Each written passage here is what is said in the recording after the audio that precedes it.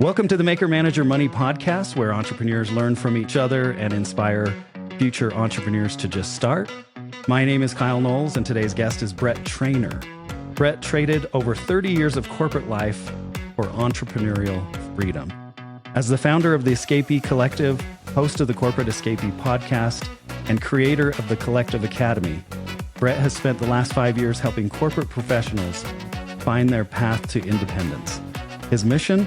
To empower 100,000 GenX professionals to break free from the 9-to-5 grind without sacrificing their income. Through actionable strategies and real-world tactics, Brett guides others toward the work-life balance he's achieved himself. Welcome to the show, Brett. Hey, thanks, Kyle. That was well done. I'd still be rambling if I did my own intro, so I appreciate you. You definitely got all the highlights. Awesome. Yeah, I wanted to make sure we covered a lot. There's a lot of stuff in there, though. So I want to just start off by, first of all, just asking you the question: why did you leave corporate? Well, one, to be in truth, they kind of asked me to leave. It was mutual, but it was, I got to that point. So it was 25 years, and I'll give you definitely the abbreviated version of this. 25 years in corporate, and at the end, I was looking for something new outside of corporate. So I did the unconventional thing of going into management consulting, which I don't recommend for many folks at the end of their career. It's definitely better in the early stages. But I had this vision. I wanted to do something that was more project-based. I didn't want to get involved with another single company. And I was basically, tell people what I did. I was working on B2B and digital transformation, like helping legacy companies, pre-SaaS companies, modernize, right? Because they were built before digital was even a thing. So anyway, I saw a big market opportunity, went through the process. I was kind of an army of one, but as you know, as you were earlier in your career, you tend to speak your mind and then just go, okay, I'll move on. This is your company. You're my boss, whatever. I just found it harder and harder to let things go when I knew that it was the wrong thing. And it just got to the point that the tipping point was they wanted me to go manage a small project in San Francisco to check the box of my billable hours, even though I had brought in more revenue from a sales perspective that offset it. And we agreed to disagree. And that kind of sent me on my escapee path. It was mutual. You leave, and you didn't want to go back to corporate. You didn't want to look for another job. No, I shouldn't say there was no chance. I was going to do everything in my power to never go back into corporate America again. And why? It was just done. It was no longer adding any value because, one of the biggest things was my wife when I was in consulting. So if you looked at it from the outside, right, family life, everybody's doing well, good job, pays you well. But my wife's like, what the hell is the matter with you? Right. It was just, it was just off. And I've had time to kind of look back and reflect on it. And I think I was no longer chasing anything, right? In your early days of corporate, you're climbing the ladder, you're looking for that next promotion or, more money or title, whatever it is. And I just got to the point where it just wasn't important anymore. And I'm like, what am I doing? Right. I'm going through the motions. I'm spending, 70 or 80% of my day on meetings that are useless or no value to what I'm doing. And I just got to the point where I can't go back and do this. There's got to be more to, life. And I guess one lucky thing, I guess that happened when I was in consulting because they bill you out, right? So I knew what my market rate was, which I hadn't known before. And part of it was, right, they were only paying me half of what they were billing me out. And I'm like, I think I could do this on my own. So it gave me a shot of confidence that, all right, I know what my market rate, it was much higher than I thought it would have been if I'd just gone solo. And so I just knew, life at this point, I'm like, life's too short. I'm just done with corporate. I've got to figure out, and quite honestly, when I started, my sole mission was to make more money than what I was doing in corporate. But as I headed down the path, and maybe we can talk about this later, is, time became much more important to me because all of a sudden I had a lot of it, right? As you go solo, your entire day is now yours, good, bad, or indifferent, that you now have to manage and take control. And once I got a taste and flavor of that, I'm like, I can't believe I did it for so long, giving somebody else all that time. And now I'm like, so those are the two main reasons that I'm like, I'm going to figure out I'm not going back. Let's talk about time a little bit, because when you're in corporate, I mean, every day is just filled with meetings and you're rushing to get the commute, get to the office. How long did it take you after you left corporate to kind of, I guess, detox from that? How many months or weeks or whatever it took you to kind of just calm down and go, relax, your whole day is yours. Now you can be very strategic and you can decide what you do with your day. Yeah, it's interesting. I didn't really think of it that way, but I think part of it is you feel guilty for some, even though you have no reason to feel guilty, you feel guilty that if you're not productive for 2 hours, that I'm not making the most of my freedom time to build this business. I would say it probably a good 6 months, right? Because by then I had a couple of clients and it started to fill up my day a little bit. And then I just started to realize, then I started to put the two together that all the time is your time. And if you're super intentional about it, then you can, you don't feel as guilty, right? Because I'll share a little story because initially I was overwhelmed with all the time. How do I prioritize my day? What are the priorities? And so I read a couple books and I over-indexed and I structured my day like down to the half hour, right? Do this. And it was good for about 2 weeks. And I'm like, man, I can't do this. It's just too much. And so now I use time blocks. And the way I look at my day, I'm a morning person. So like my 6 a.m. to 9 a.m. is for all my strategic stuff. I do my writing, my social, any strategy work, those types of things. 9 to 11, I'll do more if there's content, podcast, meetings, work on, I don't want to call it administrative. It's still more strategic, but it's more, I call it more group. And the afternoon is, we get to do podcasts, with you and some of these other things. And once I finally got into that rhythm, I found that even if I didn't do anything or my schedule went sideways after, say, 11:30 in the morning, I still had a full day. And so I started to feel good about the fact that it's okay. I don't have to do. If I want to go do something, go play golf for 3 hours in the afternoon, I'm not going to worry about it. If we want to go, visit my granddaughter in the city in the afternoon, I'm not going to worry about it. So, kind of a long-winded answer to your question that, I'm still always working to get better with the time, but I stopped feeling guilty once I got that first client. Well, that makes sense. And what's funny that you say that is because I've gone through a similar phase, the 2 weeks that you talked about, where basically I tried to recreate my corporate life. And then I was just incredibly unhappy because I was, putting too much pressure on myself and blocking too much time. What are some of the other things that you found were just sort of enlightening as you started this entrepreneur journey? I think the other one was getting my health back. Again, I didn't realize how unhealthy I was in corporate, right? But again, it's the same thing. You've got that schedule. You can get a workout in. I mean, if you want to do it early before work, that I used to do that earlier in my career. I just am not as motivated to get up at 5 a.m. to hit the gym anymore. And if you wait till the end of the day, I don't know about you, but I'm less likely to do it later in the day.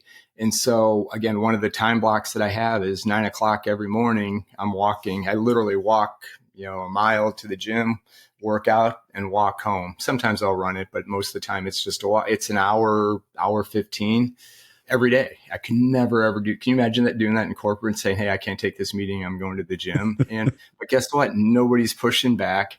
I get my time in again, because part of the other thing that I realized, like I said, once I shifted away from the thought of just money, and time became more important, then I'm like, all right, I've got all this time. Then I've started to think longevity. I think I'm a little older than you. So it's, right, I'm 57, so I started this journey probably when I was early 50s. But, with medicine and where we're at, and if you can keep yourself healthy, 90 and healthy and active is, I think, a realistic goal. So if I'm going to be 60 in 3 years and I want to be to 90, what are the things I need to do now in order to make sure I can take advantage of that time, right? Because if I'm going to have the free time, I'm not a person, I don't know many that would just sit around and retire and do nothing. I can't imagine that lifestyle. And so I started to figure out, how do I start to optimize around, right, the health and wellness, the relationships, right, that you put to the side and spend more time. And so it's funny. If you would have asked me this before I started this journey, I would have said, yeah, like I said, it's money. But now I have a much, much, much deeper appreciation for everything else, right? My life is so much more balanced than it was. Money's still important. You have to pay the bills, right? You're not going to get around that. But once you figure out how to make the money, then all of a sudden you're starting to figure out what else is really important to you. And quite honestly, we get a chance to design the second part of our life. At least that's the way I'm looking at it. And instead of working or running my life around the corporate job, which I did for 20 plus years, 25 years, right? You travel, you take vacations around the job, you try to get your kids sports and coach those things. Now I'm designing kind of what does my life look like? Workouts every day at 9, golf Friday afternoons, right? And then how does work fit into that? And I know I'm sure there's folks out there going, there's no way I can never do that. And honestly, you can, because one of the things we touched on earlier was all those unnecessary meetings that once you understand that, I'll use small businesses, they only want to pay you for that productive time. They don't want to pay you for the inefficient or the non-value add. So there was a study, Asana did a study on kind of workforce, and it was really around knowledge workers, but what are corporate today? We're knowledge workers, right? And it showed that 27% of the time was spent on knowledge work. So I think if you think everybody out there in corporate, you think back to not too long ago to your corporate job, how much of your day was actually spent, or how much of your week was actually spent on the job that you were hired to do?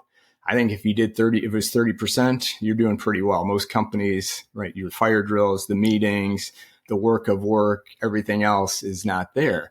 And so basically a corporation is paying you, 75% to be inefficient. I mean, it's their own doing. It's not you that's doing it. Yeah. But when you look at these small businesses, and fractional is one of the models, maybe we can get into models later, is they only want to pay for the output and your strategic thought around certain areas. So you don't get invited to unnecessary meetings.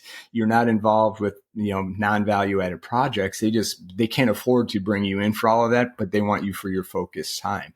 And all of a sudden the light bulb will go off and you're like, man, I can work the 30% of the time and make the money that I was making 100% of the time because I cut all that other crap, call it what it is, out of my schedule. Now, it doesn't happen overnight, but there's enough history now that shows that it's not only possible, it's probable if you put the focus on it.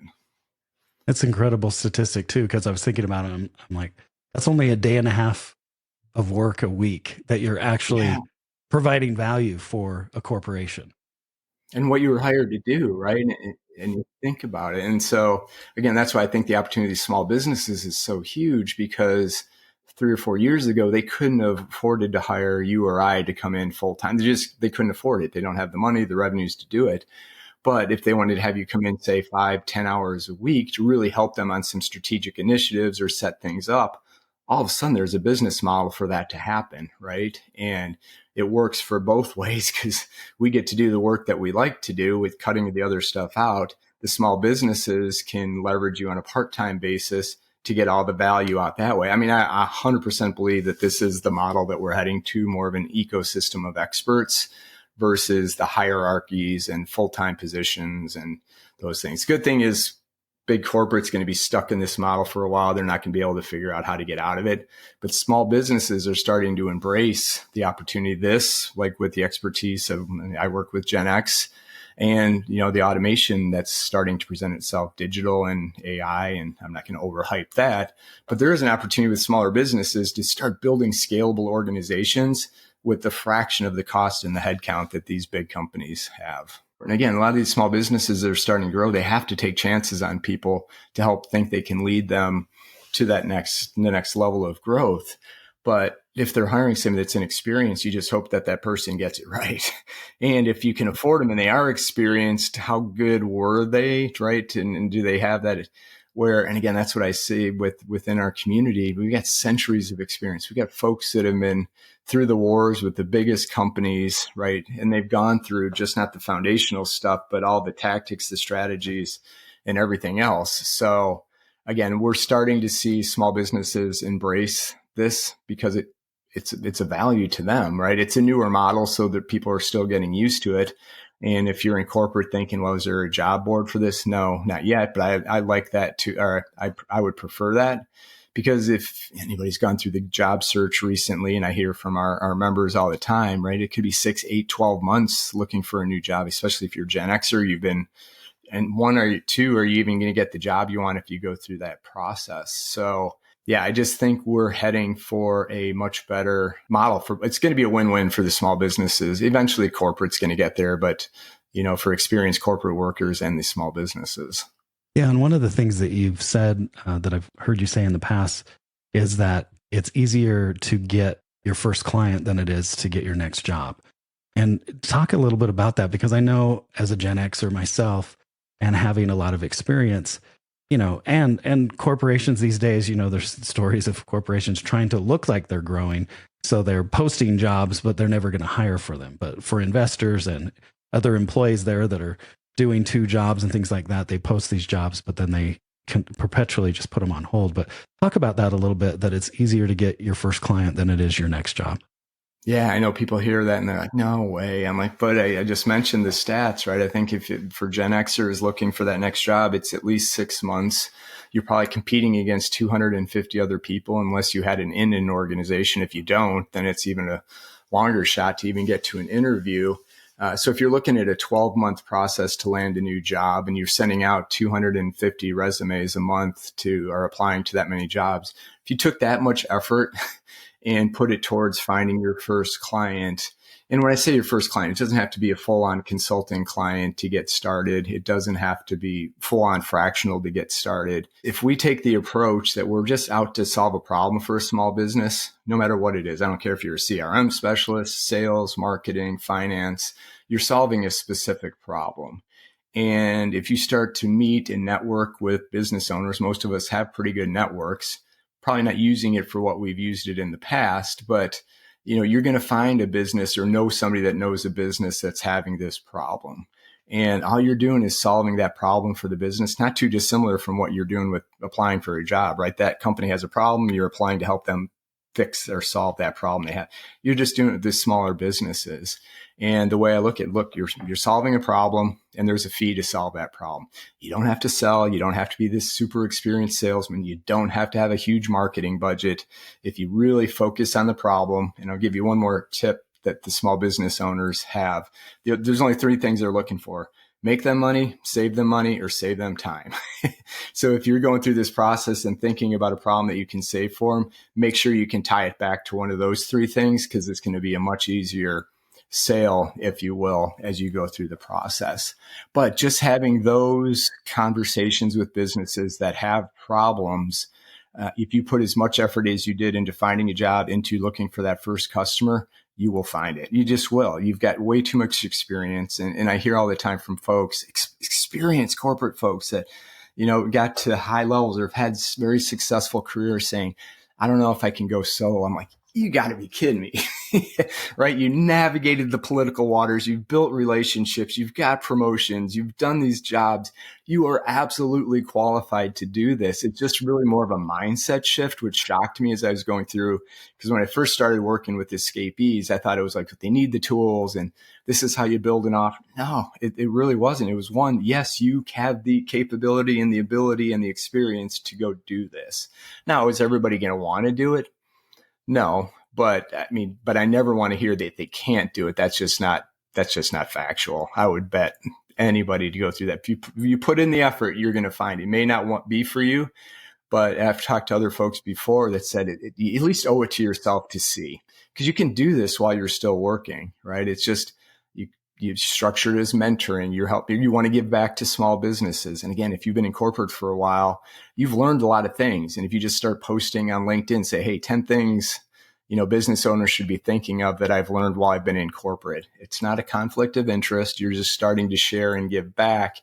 And then it's just a continuation to have those conversations. So I think that mindset is just like a big hurdle for anyone, and has prevented myself and many others from leaving corporate for years and years and staying maybe in jobs that they shouldn't be staying in, whether it's just their unhappiness, their health, they're not really enjoying what they're doing. Maybe they have a shitty boss, whatever it is. But how do people? So I guess I want to go back to this corporate escapee community that you developed. So if I have the timeline correct, you leave corporate. First 6 months, you're kind of figuring out, wow, I've got all this time, and then you gain more confidence because you land your first client. You have some clients by 12 months out, and then when do you decide that, oh, I want to share what I'm learning since I'm an escapee? When do you decide to develop this corporate escapee community? Yeah, it's actually an interesting story because I think it ties into everything that we're talking about, where you try something different, you do something maybe that's outside your comfort zone. So it was about 5 years ago when I left management consulting and started networking, looking for that first consulting client, found it again through the network. It was somebody I'd worked with a decade ago, but they were having a problem, which led to a second client. But then I kind of realized that that's not what I wanted to do, right? I didn't want to chase virtual stakeholders and manage project plans. Some people absolutely love to do that still. My heart wasn't there. So I kind of stumbled into fractional leadership, and we touched on that before, where you're in a leadership position for a small company, but just on a part-time basis. They just need help building it out, putting the structure, the foundation, and running it. And so I did that with 2 different companies and realized, starting to see a pattern here. I'm like, I like it, but that's not 100% what I want to do. And I started to stumble on some other ways to kind of monetize my experience, right? I worked with some smaller brands where I introduced them into my network. So basically was a reseller for them and made a commission, right? It was a 20% commission for any time I introduced them into a new business that they closed. I'm like, this actually makes money. Then I had a couple of small advisory clients where they didn't really need consulting. They didn't need fractional, but they just needed some guidance on how to set it up. So I think all told, there's about 7 different ways that I had kind of monetized that experience. And that's when I had kind of the aha moment. Like, there's got to be more people like me out there, Gen Xers looking for life. I wouldn't say I had the code, but I kind of cracked the code how to make money a little bit without having to build like an e-commerce or do any of the get rich quick type things that you hear other folks talk about.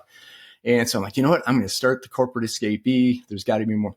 First 6 months. So this was probably about 2 years ago. First 6 months, crickets, right? I had a couple of ad hoc people that I worked with to help them get out of corporate, but nothing. I'm like, well, maybe I was the one, maybe I was more alone in this than I thought. But then I made a fateful decision just over a year ago to goof around on TikTok. And I know some of you out there listening, you're like, TikTok, no way. I'm like, my daughters thought the same thing. You're like an idiot. What are you doing? And it started out slow, but it just gave me a platform to rant, like 2 minutes ranting about corporate, showing what life is out there. And, it kind of fit my short attention span. But so to fast forward today, I'm close to 70,000 followers on TikTok. And more importantly, 80% are over the age of 40, right? So it was my ideal market. And again, I'm not going to go teach a course on how to build a TikTok audience. That I think I was right place, right time, right message, and got lucky with that. But I didn't even I was connecting with all these folks, didn't have a community yet, didn't have any offerings, didn't have any formal coaching, really didn't have anything. So I was offering a free 20-minute mini strategy session to say, hey, is there life after corporate for you? I would just share my experiences. And to be honest, I had about 300 of those calls. They were only 20 minutes, so it wasn't that time consuming, but it hit me, probably about call 250. I'm like, this is kind of a waste, right? I'm meeting some really cool people in all types of different corporate positions. And so that's when I decided to start just a Slack community to house people until we figure out what we want to do together. Because I know I'm connecting with like-minded people. We had shared goals. And as of, I think this past weekend, we were closing in on 1,700 members in the community. And I would say 98% are Gen Xers. Some are still in corporate, some are out, some are all in, going down the escapee path. But again, had that same shared commitment to get out, right? And they may not, some may not, but and some are planning to, one more corporate run and then they're going to find their way out. But the reason I tell that story is if you would have asked me when I started this, even 3 years ago, this wasn't even on the radar. Now it's probably 90% of my time with, everything that we're building and what we've got coming off the back end of it. And so if you'd have looked at the end of my corporate career to what I'm doing now, you don't see a bridge or direct path to that, right? It's not like, hey, I'm leaving, I'm going to start this thing. But I think that's where the opportunities are and the value. I posted something the other day, just do it, right? Back toward that old Nike commercial is everybody's going to talk about it. Corporate just breaks you down and pushes you into that box to overanalyze, don't take chances, don't rock the boat. And the people that are winning and successful outside of it are just taking action, having that first conversation, not overthinking it. Don't have to have the perfect website. You don't have to have the perfect LinkedIn profile. You don't have to have the perfect content. It really is just getting out there, having that first conversation, learning, what do they really need? What don't they need? And then building a solution. And when I say a solution, it's, hey, how do you solve this problem for the customer? I got 2 or 3 different ways to do it. And guess what? Unlike our time in corporate, if it doesn't work right that's okay. You can go find the next customer. You're not going to get fired. I think that's just back to that mindset that there's a big world out there, and for good or bad, if you're somebody that's willing to take action, you're going to be successful. I mean, there's just no ifs, ands, or buts about it. I agree. And so during that time where it was crickets, what were you doing to sort of promote before you got on TikTok? What were some of the other things that you were doing? LinkedIn, and I had rebranded the podcast back then to the Corporate Escapee. So it's still 95% of my revenue is coming through fractional and advisory and those types of work. But so the Escapee was more of a passion project, right? Just I like talking about it, I like sharing how people can get out. So literally before I went on TikTok, I was in the process of rebranding the podcast back to Hardwired for Growth. I was going to go back to where, what I do in my day job, which was helping small businesses grow. And like I said, all of a sudden one of those posts went viral. I think it's at like 1.2 million views now. And I'm like, all right, well, maybe there is an audience out here for LinkedIn just wasn't putting me in front of those people. And yeah, so that's where I'd say over the last 12 months, it's shifted, right? More towards the Escapee and other things like what else is out there now that, I want to do. You can start to follow some of your passion. I still like working with small businesses. So that's always going to be part of what I do. But, even maybe to add on to that is where we find the opportunity is now I'm thinking, all right, we talked about the small businesses in need of expertise and the expertise, GenXers corporate needing places to work. Now I'm starting a business on the back end that's going to marry the two, right? So the message to small businesses before you make a hire, before you invest in any technology, just connect with us, work with one of our unbiased mentors to say, is this the right choice? Because if these small businesses make the wrong hire or the wrong technology, the right decision, that can be fatal to the business at that side. So will this work? I think there's a need for this matching. Whether or not it goes, we'll find out. But we're going to experiment and find it because I just think there's enough value to test it, and it kind of fits into that thesis I have now of experiment. Give it enough time to see if it'll work. Like I said, if I would have given up on the Escapee too early, we wouldn't probably be talking here today. But Yeah. The fact that we are, in hindsight, I may have cut back a little bit sooner. If it wasn't a passion project, I probably would have cut back. So I gave it enough time to run, but because I still had revenue coming in from other areas that I didn't have to, this wasn't an all or nothing. I'm all in on this path. And, that's kind of what I recommend to folks is just get some momentum, go with what go with what people are going to pay you to do. And even if that's not what you want to do long-term, you can start to build off of it. You can start to, again, pivot, build that. Where I thought my straight line, you can't see me if you're not on the video, is, more of a straight line, straight path. And it was more of a meandering. It went here, all heading in the same general direction. But, just being open to where the opportunities present themselves. But I do tell people be consistent. Like I said, my corporate background was go to market. So I don't stray too far from that in any of the business stuff I'm doing. And again, when I'm working with solo business owners, I have a much broader perspective on it, but yet my sweet spot is still what I know. So when I tell people to do different things, it's not like, start I don't know, a floral business and then do consulting for Salesforce.com. Try to, at least in the early days, keep it bunched. And then you can start to branch out once you I wouldn't say momentum, once you get the confidence that you don't have to go back to corporate, because I think that's the biggest threshold that you need to cross. So what are some of the surprising things that you've learned from the community? That there's more of us out there than I thought. I think I talked about the lack of confidence that they can do this. Because again, I didn't think this was going to be, I thought this was going to be more tactical and technical, but it's definitely been more inspirational, right? Just saying, hey, there is opportunities out there.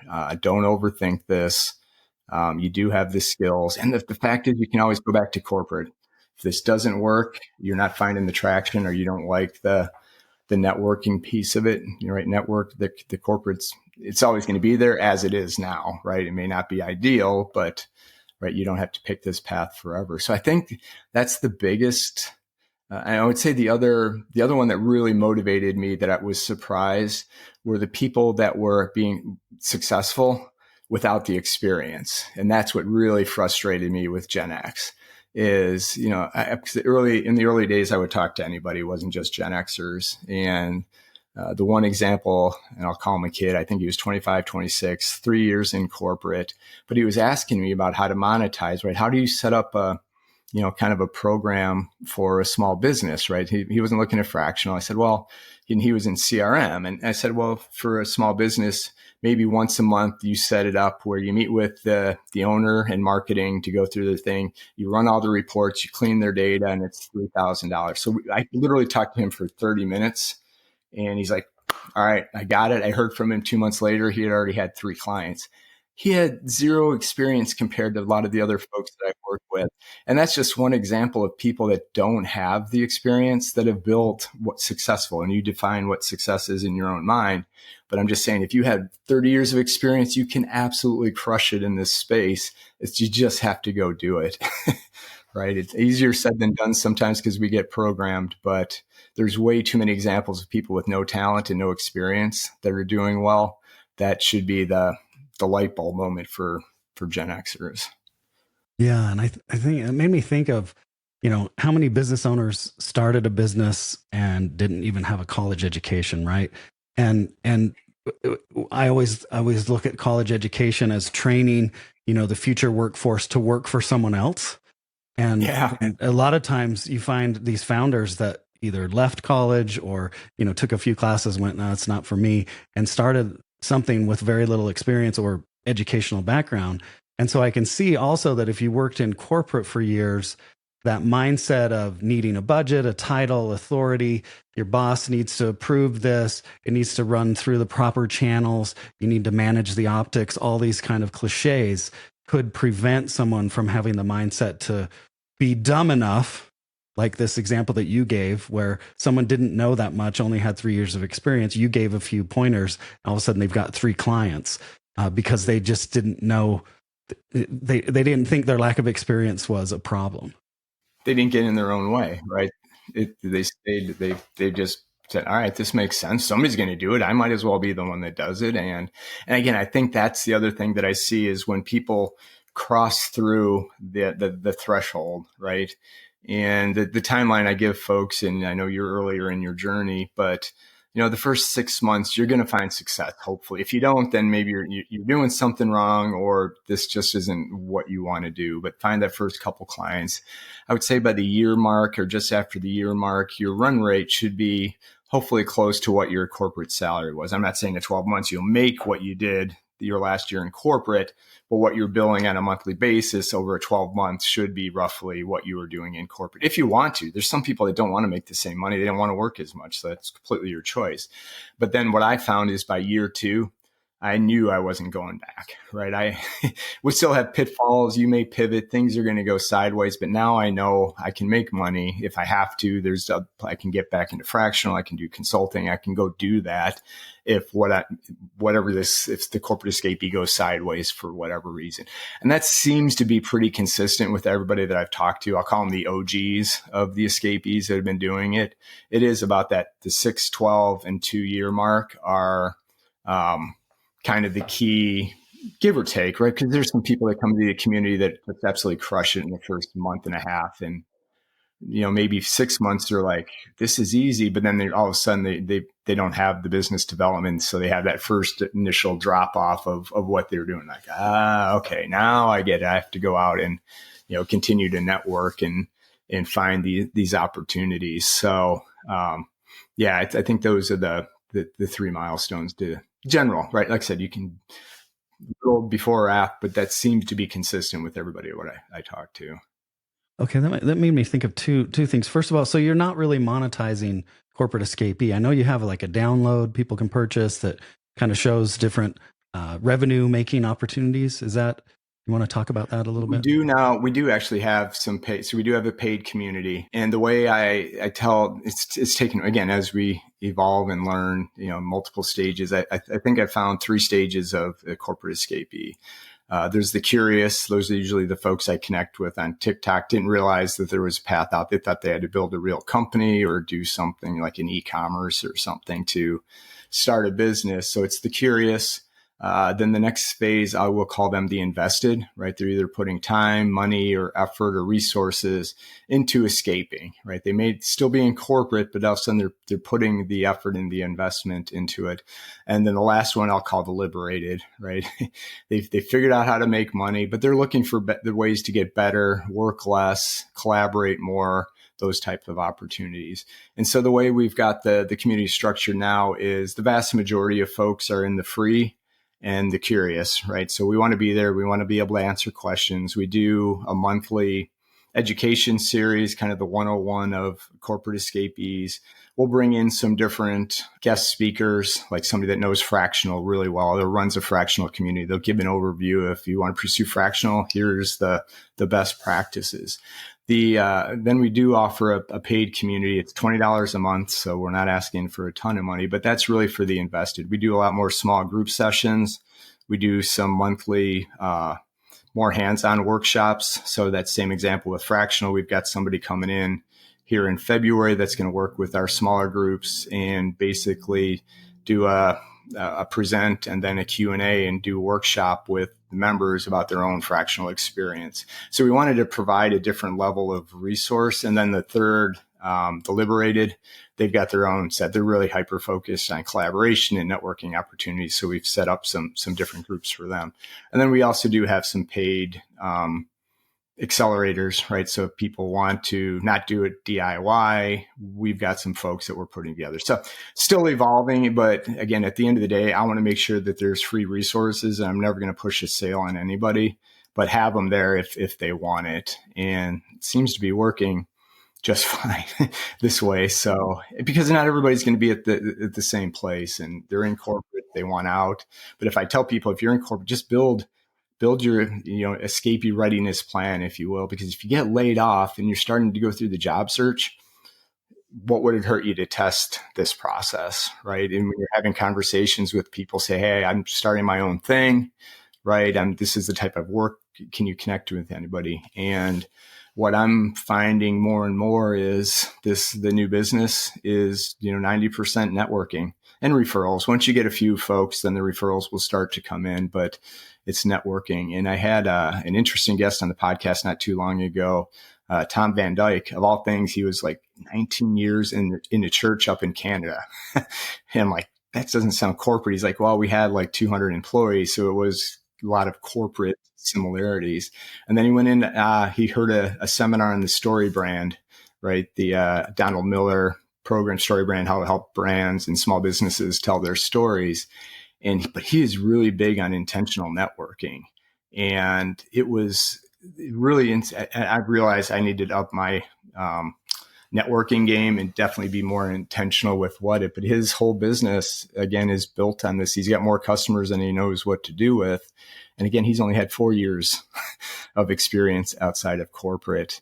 But my takeaway from that was, he's like, look, my first couple of customers were sympathy. He's like, yeah, I know, I like you. I know you. I don't know if you can do this, but yeah, I'll give you a shot. Right. He's like, I had no shame in looking for sympathy clients the first couple out of the box. Because then once you get those, you learn and then you start to apply those lessons. So you don't need 100 customers for this to work, right? You look in our community, it's between 3 and 10, and you're making the amount of money that you want to make. You want to go bigger. You want to build a 2-person company and really go for the $1 million mark. Absolutely, you can do that. But so if you think about it, if you really need 3 or 5 just to make your money back, you don't need marketing plans. You don't need all these other fancy websites in order to do this. You just need to be really good and get better. It's not even good. Just having the right conversations and getting yourself out there and networking, right? So it's not as daunting as it seems. So if you break down all the steps, you're like, yeah, I think I could actually do this. But if you put them all together, it sounds super scary. So that makes sense. So do you, let's talk about the Corporate Escapee podcast then. Are these, you have guests on who tell their story of escaping corporate? Is that? Yeah, vast majority, I call them use cases, if you will. Okay. But the beauty of it is I like to have the dual type of guests, somebody that can share their escapee story, but then also add some value. Like Tom was really good about adding his networking and how that was successful and how we can learn from him. Laney was on not too long ago talking about LinkedIn, right? How we can use LinkedIn to our advantage. So it's a combination. I would say it's more tactics of how you can actually get better at your escapee business with kind of the use cases, because that's the other thing I'm trying to just show what's possible, right? Because we've had people, obviously, somebody from the church to marketing to sales, logistics, you name it. And there's really not a position in corporate that couldn't translate into the small business world. I want to move to just some personal questions real quick, and then I have a lightning round of questions for you, Brett. So first of all, I would like to ask you, what TV, movie, book, or character basically do you most relate to? I'll tie it back to Shawshank Redemption, right? Because the more I get into the corporate escapee, the more the parallels between that movie and the folks, right? And if you've seen the Shawshank Redemption, oh yeah, right? Yeah. So Andy Dufresne he shouldn't have been in corporate. He knew there was life outside of corporate. In his case, it was prison. So what did he do? He had a plan. He got out and then he executed that plan when he was out, so he didn't have to go back to corporate. You had Brooks, the poor librarian that had been there forever in corporate forever, never believed that he could make it on the outside. Unfortunately, he didn't. And then you had Red, his buddy, that was very skeptical. He's like, I don't know. I've only known corporate. I've only known prison. But Andy led him with kind of the map and the roadmap and, said, hey, I'll help you once you get out here. He broke free and never went back. So right now, I'd say that there's a lot of parallels to what we're doing. The more we can be, the Andy Dufresnes to get the people out of corporate. It sounds silly, but man, I don't think I've met anybody that's gone back to corporate that's come out, nor do they want to go back, right? I think it was Laney who said, because I'll ask all the guests on the podcast, I'm like, would you ever go back? And her exact quote was, Brett, I'd rather be homeless than go back to corporate. So I'm like, all right, I wouldn't put it that harsh, but I'm 100% agreement with you. So that's strong language too. Yeah. It's interesting that you use Shawshank Redemption. You do resemble Tim Robbins' character, Andy Dufresne, a little bit. Hopefully I can have that impact on at least one person and, get them out and find that freedom. Yeah.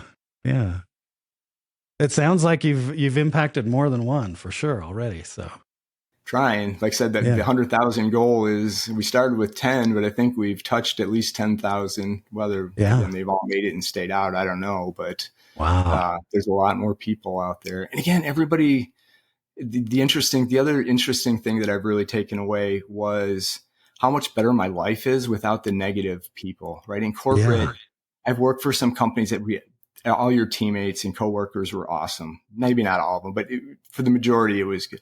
Most of the time, you're not choosing those coworkers, and you got to put up with a lot of crap. And till you get out and realize you don't have to have any of those negative people in your life anywhere, it's unbelievable, right? I never realized how important that was to me until you take all that negativity out of there. And so that's one of the joys. And I'm sure there's some negative people in the community somewhere, but they're not usually welcome and really haven't come across. And maybe that's just why this message resonates with the folks that we have in there. They tend to see the positive. They see a better future. They want to do something else. Yeah, I know I didn't really answer your question there, but I didn't want the negativity aspect as an unforeseen benefit coming out of it. For sure. And you're definitely not choosing your management team when you're in corporate. So yeah, no, I love this discussion. So I guess one of the things that you've also said is that working with small and medium businesses, they're a lot more helpful. Yeah. So two things I'll say on that. The small businesses, for sure. It's such a refreshing change to have somebody that actually wants to listen to you and they care what you have to say. When you think about in corporate, you're just kind of towing the line. And again, we have moments where we push back and have discussions, but for the most part, it's following the line. But within the community, you would think in corporate, it was every person for themselves, right? There's one promotion, you got multiple people going for it. Everybody was really looking out for themselves for the vast majority. Or if you wanted to get ahead, you had to. But in, the corporate escapee world, collaboration is such a big piece of this. And the story I tell people, and you can actually go back and listen to, I think it was Debbie and Ashley were on the podcast. And if you look at their backgrounds, their resumes, both were in marketing in industry, both were in marketing at big consulting firms, CMO type folk. But if you would look at their resume, they look the exact same. And so you think they'd be competing for positions, right, against each other. The fact is they had a shared client or contact that became a client. And this shared contact said, you two should really work together on these types of things. Never met each other. They met each other once. Now they work together on opportunities. So the way they're working, if they're chasing a bigger opportunity, they work together on it. And then they still do their own solo businesses, their own advisory. And the good thing is if one's busy or if it's not quite what they want to do, they have somebody they can flip that business to. So it's a super collaborative process where if you would have told two people, directors of marketing, to work together, good luck, right? It just doesn't work. So yeah, it's been surprising. And I know people think in corporate probably shaking their head. They're thinking, no way. I'm like, I'm telling you, when you only need 5 to 10 clients and there's 33.6 million small businesses, and that doesn't include the nonprofits and the startups that also need some variation of this help. There's more work out there than right. All of us could have our fair share and then still share it with another 100 people and there'd still be work for everybody to do this. So, yeah, it's a change for sure. I love it. I love talking about this with you, Brett. I wish we could go longer with the podcast, but I've just got this lightning round of questions for you. Starting off with, what's your favorite candy bar? Oh, candy. I've kind of given up sugar, believe it or not, but I would say peanut butter cups. If I was going to pick one, peanut butter cups, or I'm going to give you a second one, Sour Patch Kids. Great choices. Favorite music artist? If I had to pick one, I've actually used this one in the past on the podcast. I haven't done it. I got to bring it back because if you can only listen to one, it'd probably be Springsteen just because of the depth. But REM or Green Day would be 1A or 1B and 1C. If I could take that trio, it'd probably be some combination of those three. Favorite cereal? You're going to see a theme, but I like peanut butter crunch. Mac or PC? Oh, Mac for sure. It was PC for the first 25 years, but now it's Mac. Google or Microsoft? Google. Microsoft Teams sucked. I hated that when I was consulting. I know it's probably gotten better, and sorry if Teams is out there listening, but Google it's just too easy. Dogs or cats? Dogs. Nothing against cats, but always been the dog person though. Phantom or Les Miserables? Honestly, I haven't seen either one of them, so I would go Hamilton or Six. All right. I love the answer. I love the honesty. My last question for you, Brett, what's the worst thing about being an entrepreneur and what's the best thing? Well, the best thing I'll start with there, it's just the freedom and control. I mean, you can use those interchangeably, but you control everything.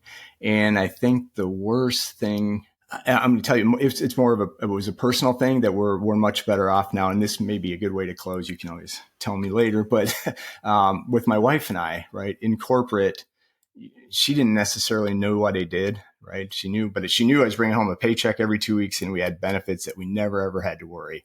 But when I left corporate, trying to explain to her what I did still didn't really resonate, but she now knew that I didn't have a paycheck coming in every 2 weeks. And I completely underappreciated the pressure and the stress that put her under, which in turn put it back on me because I cannot believe she's not trusting me or understanding where, but it was just the unknown of it that she'd known this paycheck for 25 years. All of a sudden it's not there. And she has to have a complete confidence in me that it was going, which she'll say she did, but I'm guessing back then probably had her doubts. But one of the best things that I ever did, and this was about a year ago, was her and I have a quarterly business review. And it may sound a little bit silly, but literally we just had it last weekend, a Sunday morning over coffee. And I go through the last 3 months of the business and say, hey, here's what we did. Here's the big things that are happening. Here's what I'm seeing for Q1. Then we talk about personally, what do we want? You know, we're probably going to have 2 weddings coming up in the next 2 years that we need to be aware of and some other things. So it just puts us on the same page going towards what we have. Now, it doesn't completely eliminate her anxiety from it, but it brought her into the business and understands where we are, where we're going, and just gives her a whole different comfort level. So I kind of started that with the negative. That was the hardest thing, is in my case, my wife, but partner, whoever your family. But there's ways I think you can kind of mitigate that and make it more of a positive than a negative. But to me, that was the biggest challenge, was getting I wouldn't say support, but the belief, I guess, from my wife. Okay. That's a great suggestion to have a quarterly business review. I think that would really help everyone's partner kind of understand what you're working on. If you're a solopreneur or an entrepreneur, bring them into the business a little bit so they have a bird's eye view at least into what's going on, because they're an important part of your team, the most important part of your team. Huge. And quite honestly, I wish I would have done this when I was in corporate. I think it would have helped us, because a lot of the times you're just going through life, taking care of things as they come. And there's some big things that you may talk about, but we were never really intentional about, what do we want? Now we're talking about, where do we want to live, right? Are we going to stay here? What do we want to do? Conversations that maybe we had one-off, or we had to have it when I was in corporate. Now it's just part of what we're doing. And so, like I said, it fundamentally changed the way we work together, which has been a huge benefit, because if you got to work against the forces at home as well as the forces of the business, it just makes, you can still do it, but it's just that much harder. I agree. I totally agree. Well, thanks so much, Brett, for being part of Maker Manager Money, the podcast, and just sharing your expertise of being a corporate escapee and inspiring others to at least consider escaping corporate. I think there's a lot of opportunity for people, and I don't even think it's for corporate folks. I mean, there's a lot of uncertainty, even government workers, federal workers, state workers. There's a lot of uncertainty going on right now, and so I hope that people will listen to your podcast and go check out your stuff to kind of get inspired to think about escaping their corporate or job and doing something solo. So thank you so much for being generous with your time. No, I appreciate it, Kyle. I always enjoy our conversations, so I appreciate you having me on your podcast. And like I said, if anybody just wants to chat, I'm happy. Connect with me on LinkedIn. I'm happy to answer any questions. It's, like I said, I think it's important. And, what is that Matthew McConaughey line? Get busy living, or you get busy dying. And maybe that was from Shawshank. I should probably get that quote right. But because at the end of the day, that's what we're trying to do is live the life, and just how do we live our best life? It's like, one, figuring out the financial piece of it, because that needs to, but it's just really hard to live that life when you're putting in 40 to 50 to 60 hours a week in corporate for somebody else. So anyway, I'll leave it on that one, but I really appreciate you having me on.